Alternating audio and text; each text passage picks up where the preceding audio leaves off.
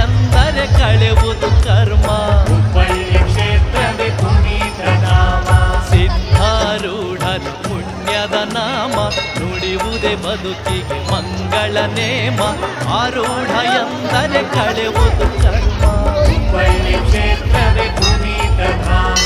ನಿರುಪಮ ನಿರ್ಗುಣ ಸಿದ್ಧಾರೂಢ ನಿತ್ಯ ನಿರಂಜನ ಸಿದ್ಧಾರೂಢ ಶರಣ ಕುಲದೀಪ ಸಿದ್ಧಾರೂಢ. ಅರಿವಿನ ಮರ ಗುರು ಸಿದ್ಧಾರೂಢ. ಸಿದ್ಧಾರೂಢರ ಪುಣ್ಯದ ನಾಮ ನುಡಿಯುವುದೇ ಬದುಕಿ